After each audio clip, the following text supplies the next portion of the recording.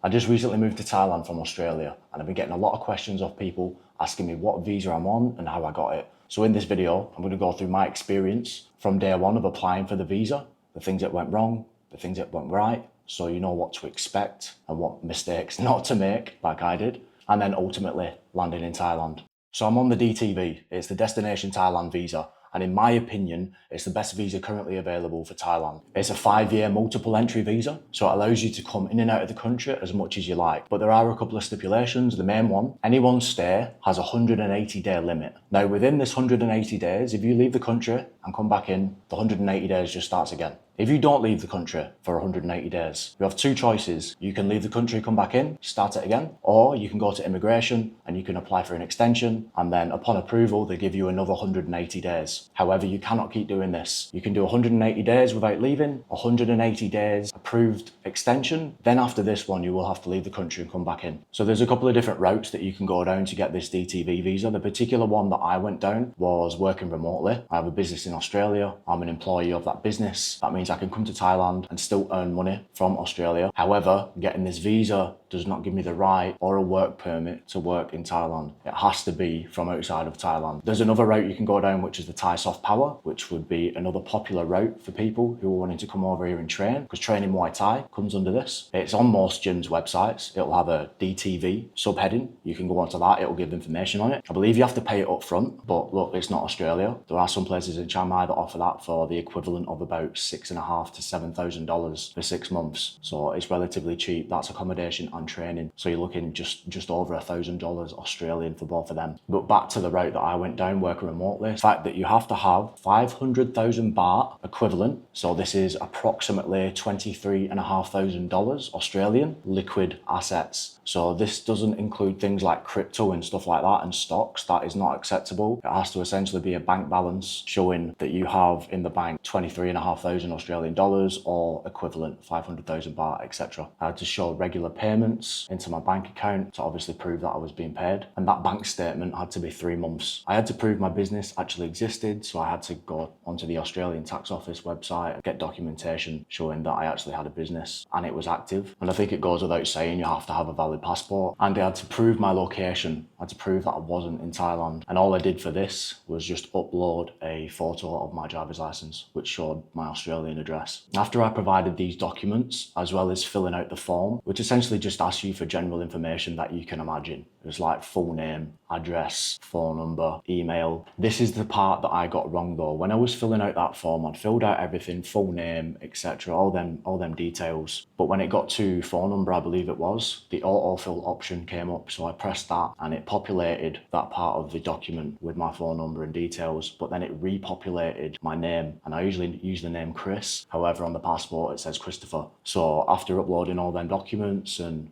doing that form, 14 days later, I get an email from immigration saying it's been denied, and it had been denied because I put Chris instead of Christopher. This is a bit frustrating because it costs $600 for the visa. You can't just edit it and it's okay. You have to firstly start the whole process again. So you have to upload all the documents again, put all your details in again, and then the waiting time period as well. Plus you have to pay the application fee again, which is 600 Australian dollars. So I paid twice. They did ask for additional documents a second time, which got me a little bit worried because they didn't the first time round. They asked for an explanation of the actual work that my business does in Australia. However, once that was uploaded, that was fine. They do ask for flight dates on the application. Obviously, you've not been approved. You don't know when you'll be approved or whether you might actually be denied for some reason. So you don't want to go booking flights. When do you think you'll be coming to the country? What flight do you think you'll be on? Look at, for example, Qantas from Sydney to Bangkok. Look at the flight number on the particular date that you think you'll be flying and you put that detail in. Doesn't have to be the one you're coming in on, because after you've been approved, there is another document you do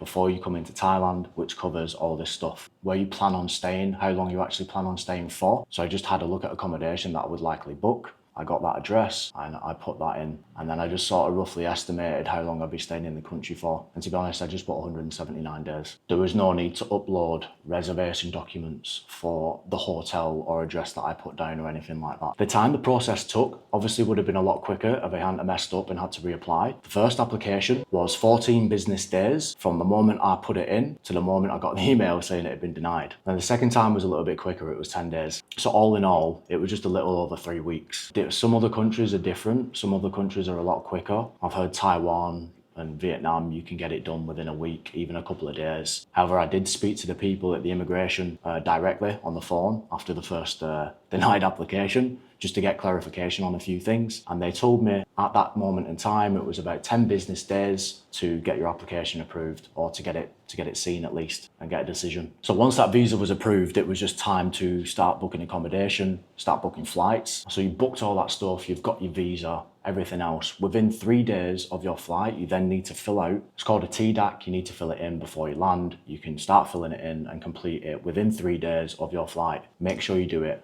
before you come in, because you're going to need it at immigration. It is a replacement for the actual physical card that you used to get when you land in foreign countries. So with this TDAC form, as well as all the other documents like your visa, your passport, like driver's licenses, all them documents, it's all well and good having it on your phone, but I'm going to highly recommend that you have a few photocopies of each one, especially coming through immigration, because this is really important. You can't mess that up. If for whatever reason your phone malfunctions, I don't know, maybe you drop it, on the way to the terminal, smash the screen. You can't access it, but all your things on your emails, like, all well and good if you're traveling with somebody else, you know what I mean? You can use their phone, maybe access it, but if you're on your own, like, what do you do? If you've got photocopies of them, you can just have them in your bag, and then you can get to immigration, pull them all out, give them to immigration. You can go through that process within like 2 minutes, not even that. So that pretty much covers the whole experience, from applying for the application to getting denied to applying again and landing in Thailand. So if you've got any more questions about anything I've gone through, or just living in Thailand in general, just drop it in the comments. And if you're interested in potentially applying for your Thai license over here, I recently went through the full process of getting both my car and motorbike license over here. It took a little bit of navigating, I will say that, because there's not a lot of information out there on it, but I'll be doing another video on that. So if you are interested, subscribe, and I'll see you on the next one.